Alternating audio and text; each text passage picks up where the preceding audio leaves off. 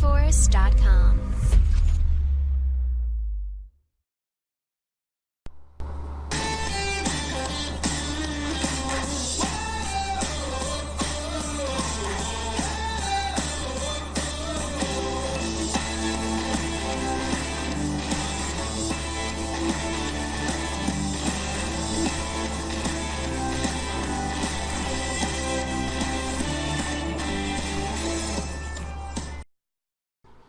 Pessoal, como vão vocês? Tudo bem? Aqui é Bira Monteiro, mais uma vez trazendo um embate ideológico político jornalístico entre Rodrigo Constantino e a Vera Magalhães.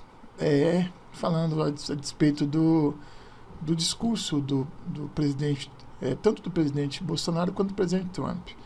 E eu acho que a Vera não levou a melhor não. Vocês vão ver que eu dei uma editada, porque na verdade a gente só ia estar escutando o que a gente sempre escuta, mas o que teve coragem de falar hoje, naquele dia, o Rodrigo Constantino, dessa vez ele pegou o espaço dele e utilizou de maneira eficaz. Vamos ver? Você acha que a menina é uma retardada que está sendo usada? É uma retardada. É que nem querer manter os índiozinhos como reserva de mercado, sim. Índiozinhos? Como o zoológico ainda tem lá a síndrome do autismo, então não pode ser criticado. Síndrome então, do autismo? Nossa, olha o que você está falando, meu Deus. Ela foi acusada, ela foi diagnosticada disso. Agora, esse não é o ponto, velho.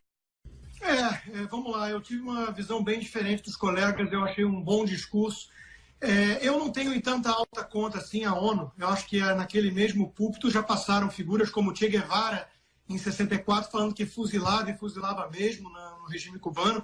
Já passou Hugo Chávez, enquanto era adorado pela turma de esquerda, ainda não era o demônio que hoje muitos reconhecem, né? Para os liberais e conservadores já era, mas para muitos na imprensa não. E Chávez passou lá falando do cheiro de enxofre que o Bush teria deixado. Então, eu não tenho em alta conta a ONU e esse púlpito, não. Eu acho que isso é um ambiente de retórica e guerra de narrativas, guerra ideológica e política. E nesse aspecto, eu acho que o presidente brasileiro foi muito bem. E vamos lá, eu vou dividir em duas dimensões o discurso dele para analisar de forma muito breve aqui. A primeira dimensão é o conteúdo, o que foi dito. E a reação de muitos, chocados e falando de agressividade, onde eu não vi agressividade alguma, mostra quão doente o mundo está e quão afastada da realidade da população a bolha progressista, as elites cosmopolitas estão. Né? O discurso fala em patriotismo, soberania nacional, valores morais, família, Deus, religiões, liberdade religiosa. Fala de tudo aquilo que é bom senso para a imensa maioria da população. Isso hoje é considerado muito extremista, muito radical para aqueles que embarcaram nas narrativas progressistas, aqueles que talvez tenham achado muito bonito o discurso, aí sim, histérico, paranoico e radical, daquela menina lá que eu já tinha chamado a atenção ontem, a Greta Thunberg, né, a sueca que nasceu em berço de ouro e acha que é a maior vítima do planeta. Agora, em termos de conteúdo, então, muito bom. Ele enalteceu ali os valores certos, né? Em termos de resultado prático desse discurso, aí é questionável. Mas eu não acho que seja o intuito desse tipo de discurso sair dali com mais acordos, com mais recursos para investir no Brasil. Não é essa a seara para isso. Então, é questionável se o resultado prático é positivo para o país, mas do ponto de vista do que foi dito, eu aplaudo e aplaudo de pé. Agora vamos para outra dimensão, né? Em relação, e isso é uma divisão que eu vejo que muita gente não faz. Em relação ao diagnóstico dos problemas do mundo, o presidente vai na veia. Ele não ataca inimigos fantasmas. O socialismo, o Brasil flertou, sim, durante o PT e quase mergulhou no mesmo abismo que está a Venezuela. Isso foi muito próximo. O Haddad, que é o preposto do Lula na eleição, o Lula com outro nome, teve 37 milhões de votos. Meu Deus, isso agora, ontem. Então, como assim está descartado falar em Foro de São Paulo, é ultrapassado? Não, não é. A ameaça é real. A Venezuela caiu nesse abismo, o Brasil quase flertou com esse abismo.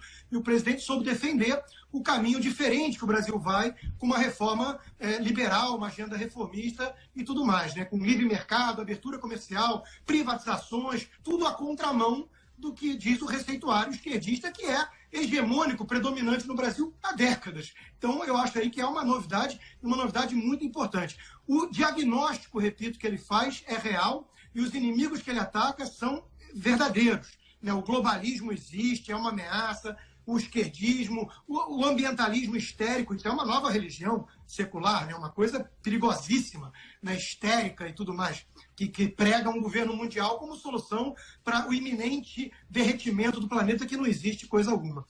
E não é científico coisa alguma, ainda mais as previsões alarmistas feitas por políticos como Al Gore, Ocasio-Cortez e companhia. Agora, reconhecer o diagnóstico acertado do presidente não é o mesmo que defender a sua receita para os problemas. E é aí que mora a diferença, que eu acho que muita gente não entende e fica perplexa depois com o fenômeno bolsonarismo, ou Trump, ou Brexit, né? Eles apontam para fenômenos reais, para problemas reais. O receituário é que pode ser diferente do meu, né? O nacional-populismo do estilo Bannon, essa retórica tribal, essa coisa com viés um tanto autoritário, isso eu questiono, isso eu critico, isso eu condeno. O que não quer dizer que o que eles estão apontando não seja real. Além disso, vamos lá, né? O ministro Sérgio Moro chamou de assertivo o discurso, o presidente Trump chamou de muito bom, o site antagonista chamou de discurso de estadista, e a CNA, que importa para questões mais comerciais e do agronegócio, também elogiou muito na figura do seu presidente. Por outro lado, tivemos a ditadura cubana, os corruptos da quadrilha petista, a Folha de São Paulo, que é um ícone da imprensa com viés esquerdista, essa turma toda, né, condenando, e as ONGs ambientalistas, óbvio. Então, realmente, se dividir nesses dois grandes grupos, eu acho que eu fico com o primeiro grupo, inclusive com o diretor de jornalismo da Jovem Pan, Felipe Moura Brasil, que também elogiou a firmeza do discurso do nosso presidente. E, por fim, só para terminar, a ONU é o palco da esquerda caviar global. Ali é onde predomina a visão estética de mundo, a retórica, jogar para a plateia, todo mundo sair de lá se sentindo a melhor alma do planeta porque fez um discurso empolado e bonito para salvar o planeta, pobres e tudo mais, né? E não liga muito ali para resultado concreto, para prática. Quem está entregando o resultado concreto é, por exemplo, o Donald Trump, com o menor índice de desemprego para minorias na história de 40 anos do indicador.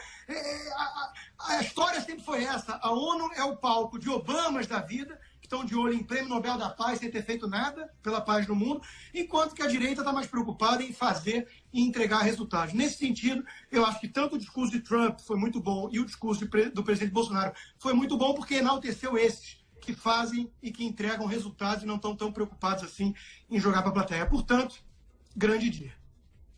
Algo mais ou seguimos? Vamos falar de reforma? Não, quero continuar falando aí. Então vamos lá. Quero.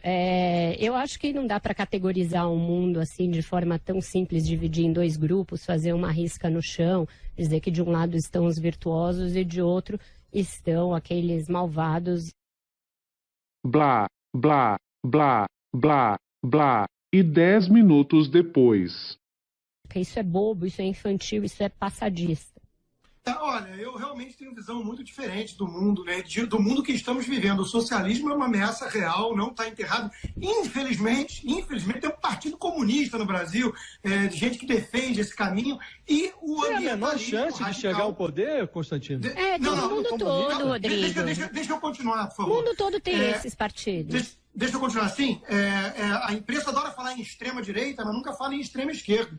Nós temos aí PSOL, PPS, Rede, um monte de gente que defende um bando de ideias, essas sim, absolutamente ultrapassadas. Gestão centralizada no Estado, esse ambientalismo xiita. Mencionar o Raoni, eu acho que foi pertinente, porque é o tipo da figura do mascote que essa galera da esquerda caviar adora curtir do luxo lá da Europa e dos Estados Unidos. Veja, se o Brasil não está na mesma página desses países, talvez isso seja bom e não ruim. Porque a página desses países, hoje em dia, é uma página de, primeiro, muita hipocrisia, porque eles cresceram consumindo carvão e combustível fóssil, e agora ficam com uma narrativa que é muito um luxo de ricos. É como o discurso dessa menina da Suécia, essa pobre menina que devia estar estudando para ser alguém na vida e quer dar lição de como salvar o planeta. Olha a arrogância e a exploração que fazem de uma menina e de um movimento todo infantil que também remete ao comunismo. Mao Tse-tung também fez isso com a sua revolução cultural. O futuro está nas crianças e são adultos explorando crianças. Ou essas crianças sabem do que estão falando, ou elas entendem de ciência por trás de... Você acha que não? Você acha que a menina é uma retardada que está sendo usada? É uma retardada. Rodrigo, vamos ter respeito pela criança e pela menina, vai. Pela inteligência, pelo amor de Deus, Vera. Agora, pelo amor de Deus, digo eu. Por que transformar uma menina num antípoda de um chefe de Estado? Exatamente por isso, porque a blindagem vem disso. Agora ela é uma menina e que ainda tem lá a síndrome do autismo, então não pode ser criticada. Síndrome do autismo? Nossa, olha o que você está falando, meu Deus. Ela foi acusada, ela foi diagnosticada disso. Agora, esse não é o ponto, Vera. Deixa eu só terminar meu raciocínio. O Raoni é um ícone desse tipo de mascote que a esquerda caviar no luxo, no conforto do capitalismo, gosta de nutrir, de alimentar justamente pelo feel good sensation, para se sentir bem. É que nem querer manter os índiozinhos como reserva de mercado, sim. Índiozinhos. Tem populações indígenas, Rodrigo. Você tem extrema dificuldade de entender o que é diferente do que você acha. Deixa eu concluir, eu escutei você, deixa eu concluir. Claro, conclui. O presidente levou uma carta de várias tribos indígenas que pensam diferente do Raoni e do que os progressistas acham que índio quer. Eu conheço vários indígenas também. Índio quer progresso, índio quer remédio, quer ar-condicionado, quer capitalismo. Índio quer explorar, sim, a riqueza mineral daquelas terras. O que ele não quer é ser explorado pelas lideranças corruptas e pelas FUNAI da vida e as ONGs internacionais. É isso que acontece hoje. 14% do território, vocês falam que o presidente não levou dado? Levou. 14% do território nacional na mão dessas reservas indígenas, que é palco de corrupção das lideranças e que serve para alimentar a culpa. E aí você acha que colocando a exploração de nióbio lá não vai ter corrupção, não vai ter... Eu acho que tem que explorar. Não vai ter exploração dos índios, né?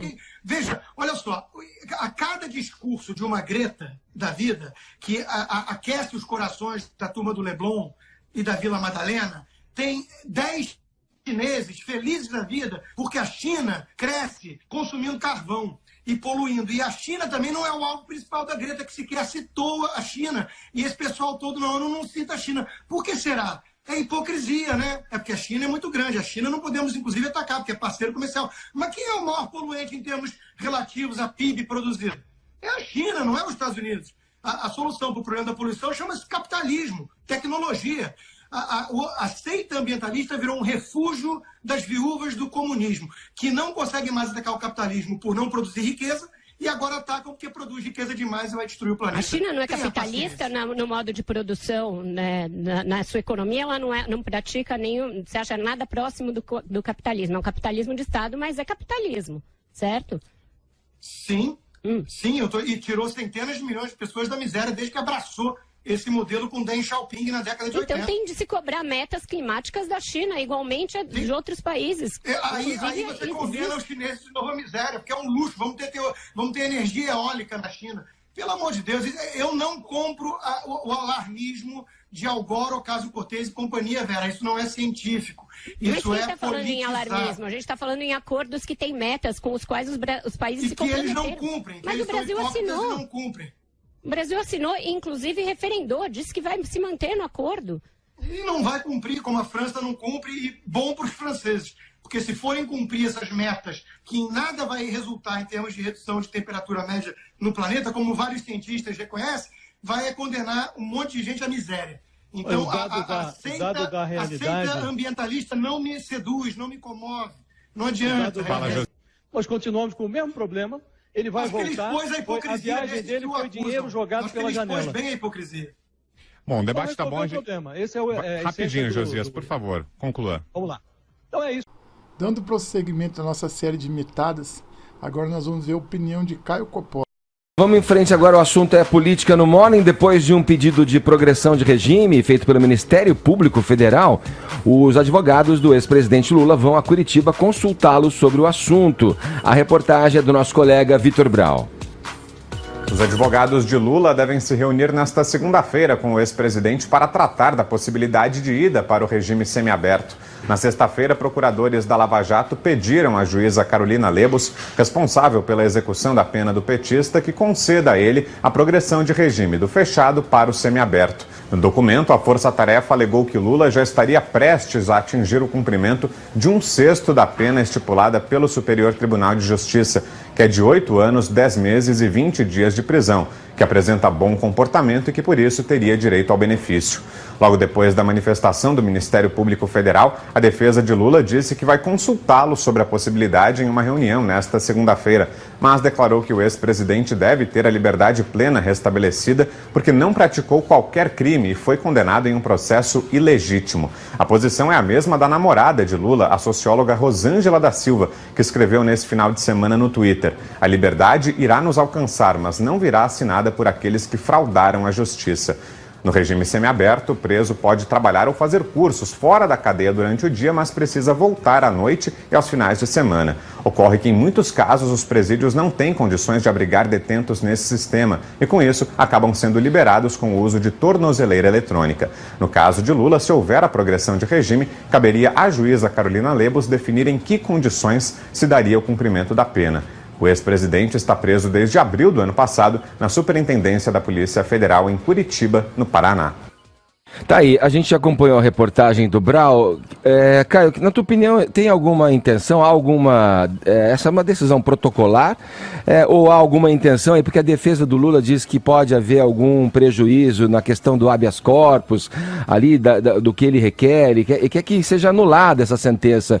Pode haver algum desdobramento jurídico a partir dessa decisão do próprio Ministério Público de solicitar a mudança de regime do ex-presidente Lula? Esse é um aspecto, né? Há vários aspectos aí para a gente abordar sobre a progressão de regime desse corrupto. Eu queria destacar 4 pontos que eu já elenquei no meu tweet, o meu tweet de hoje mais cedo, no @boletimcopola, com 2 P's e 2 L's. O primeiro ponto é que a fixação de pena no direito brasileiro é uma ficção jurídica, né? Portanto, uma fantasia, algo que vem em oposição à realidade. Por que isso?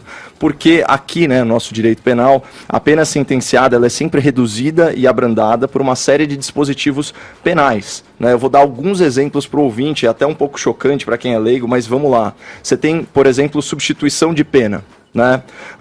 Em crimes que não há violência ou grave ameaça, como é o caso, por exemplo, de corrupção, de estelionato, uma pena inferior a 4 anos, ela obrigatoriamente se converte em multa ou prestação de serviços comunitários. Olha lá, artigo 44, inciso 1 do Código Penal.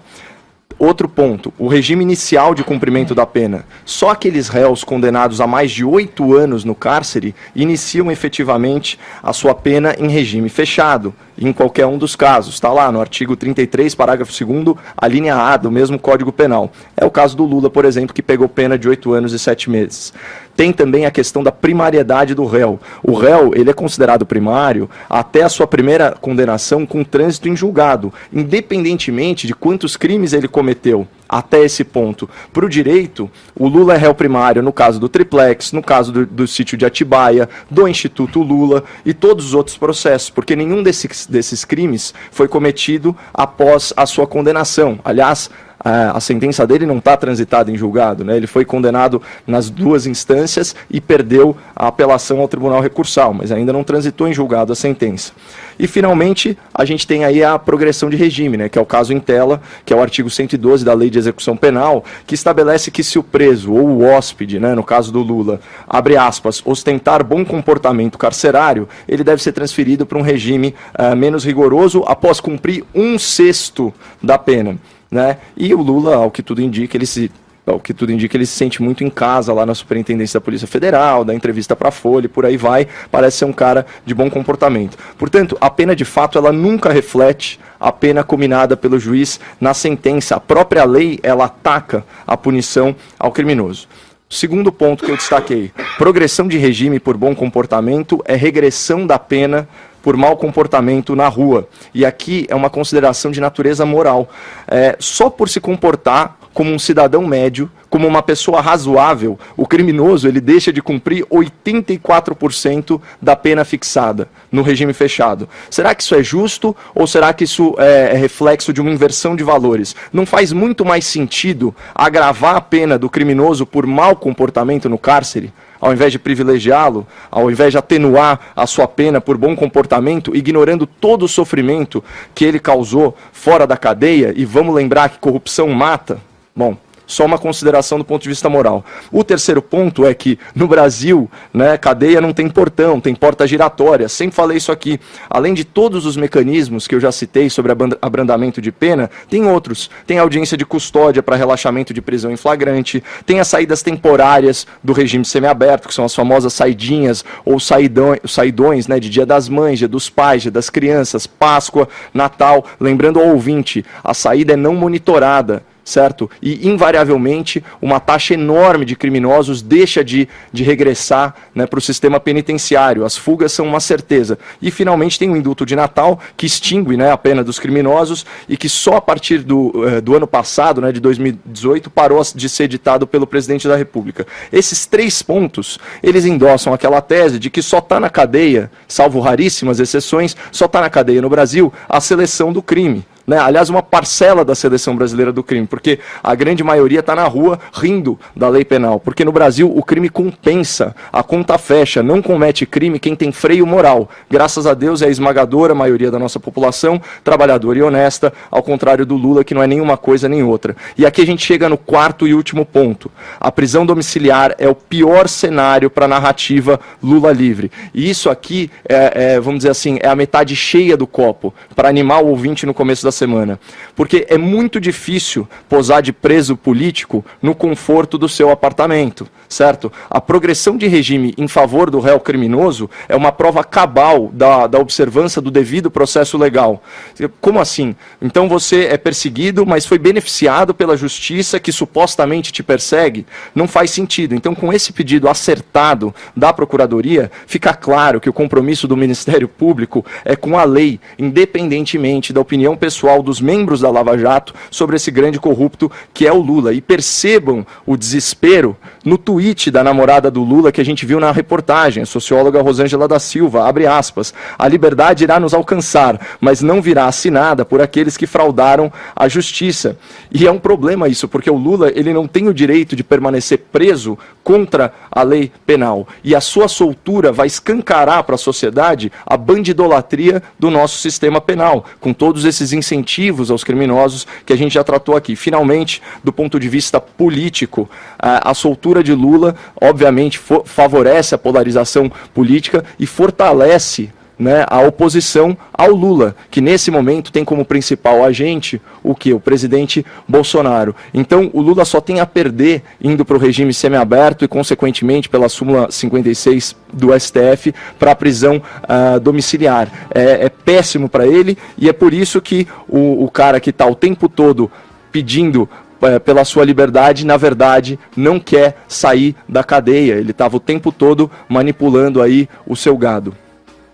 O Caio, você faz uma crítica aí à questão da lei, né? A progressão da pena, 1/6 já cumprido, os procuradores mesmo, conhecendo a lei que tem em mãos para aplicar, pediram a soltura dele.